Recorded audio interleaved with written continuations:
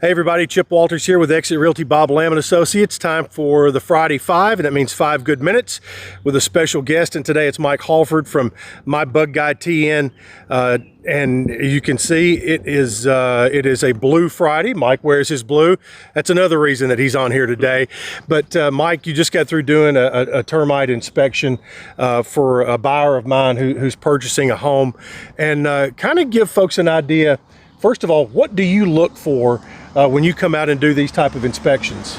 Well, first and foremost, I'm here to look for termites, and that's, the main concern for the new buyer, but I also look for water leaks, insulation that's fallen, air ducts that's fallen, critters, exclusion work. You pretty much look for everything when you're here doing just a termite job. The homeowner needs to know so the buyer can, be satisfied with what he or she is getting ready to purchase. And so, I'm here for the buyer and to make sure everything they're going to get is well worth their money. Yep. Well, you mentioned an interesting word, critter. So I'm sure you've got a story. And anything that comes to mind that you have found that you did not expect? Yes, there was a few years back, there was a rattlesnake underneath the house. And I heard a rattle, but I wasn't too sure until I came up on a nesting site. And there was, a couple little bones. So as I'm chipping through, looking, there was all of a sudden a rattle. So I look about 5 feet from me, and sure enough, there was about a 4-foot rattlesnake underneath the house. And so I got out of there as quick as I could, and I busted a couple pipes getting out of there, which I shouldn't have. But, I took care of those later on. But yeah, the rattlesnake was probably the most scariest thing I've seen underneath the house. What are you typically looking for when you go underneath?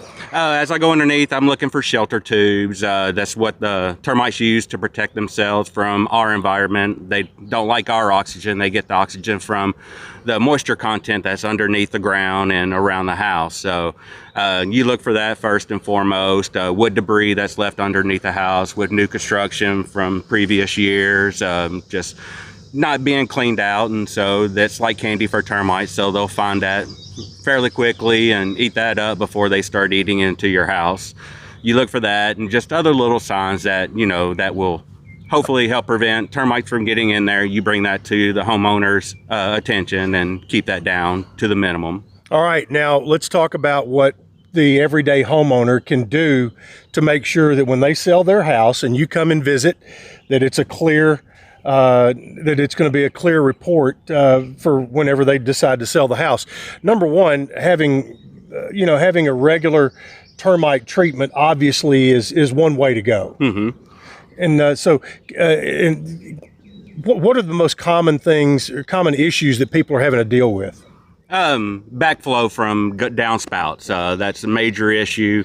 You need to get water away from your house. You don't want to bring it back to your house. So water can cause problems for you and for the home inspector. Oh, absolutely. Which means it causes problems for everybody. Yes, water is the main concern on the house. I mean, yes, you got trees around the house that, limbs can fall down, blah, blah, blah. But yes, water is probably one of the biggest concerns around a house. The less water around the house, less bugs, less termites, and, less problems you have to deal with. Like I said, downspouts, they backflow into the crawl space, and it starts with termites there, bugs, critters. They'll find that water. So if you can get water away from your house, you'll definitely eliminate not only termites but other insects and critters, and keep your house in a safer environment. All right, here's the other $1 million question. I guess if you could figure this out, you'd have that $1 million.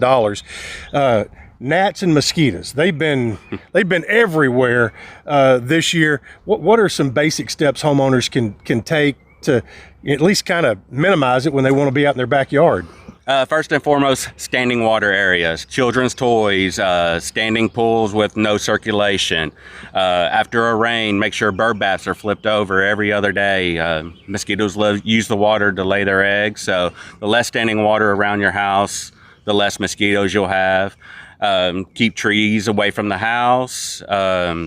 There's many other things you can do to take care of it, but Febreze with gain softener, use that instead of off. It works wonders. I have some in my truck, and I spray myself down with it all the time, and it works wonders. It works a lot better, and often you smell a little bit better. And I've heard wrap a dryer sheet around your ankle or your wrist. Dryer sheets, scent it, rub them on your face, arms, stick them in your pocket. Really helps as well. I know it's a home remedy, and it doesn't work for everyone, but it works for a good 90% of the people. So all right, well, definitely try that out. That's 5 good minutes with Mike Halford, and I think the last minute may be the most valuable right there with some home remedies.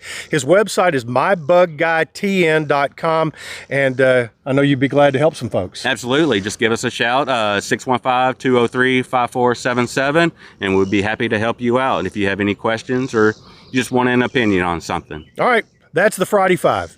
Thank you.